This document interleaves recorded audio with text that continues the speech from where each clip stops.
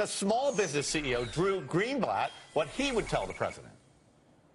President Obama, if he raises the taxes and the burden on American entrepreneurs and American job creators, what's going to happen is we're not going to be able to be competitive. We're going to lose jobs. We're not going to be able to hire locals. Well, maybe President Obama was watching Fox Biz that day, because this afternoon, that same Drew Greenblatt will be among small business leaders meeting with the president. Welcome back with us now, Drew Greenblatt. The biggest question I have for you is, do you think that the president is having you there today to listen to what you have to say, or is he there to preach to you about what he has to say? I hope we're going to take this opportunity to have a dialogue so that Americans can have a plan so we can get out of this recession. We got to increase job creation fast. This recession's gone on too long, and now's the time for us to turn it around.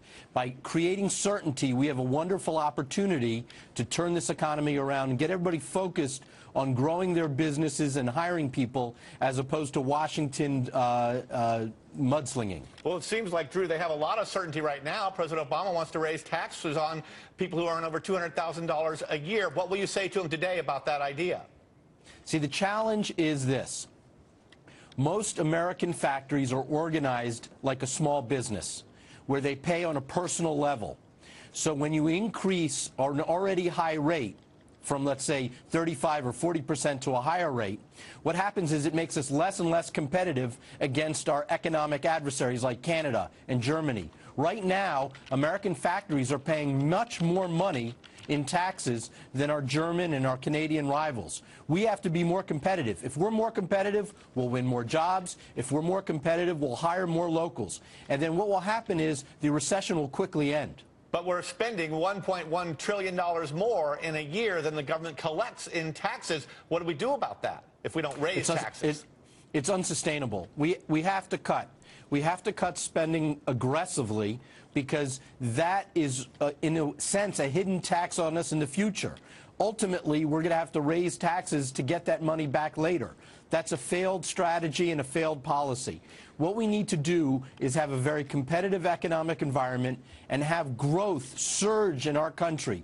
Then we'll pay more money in taxes, because we'll all be making more money. If the pie is bigger, it's easier to grow out of this terrible recession. Okay. If Obama doesn't raise tax rates, but they cap deductions so that you end up paying more taxes anyway, net, is that okay with you? Well, I think if you're taking away money from job creators, that's not a good thing. People that are out there every day putting we have mortgages on our equipment, on our buildings. And what happens is that we are already strained because of the recession. So we need relief so that we're more competitive.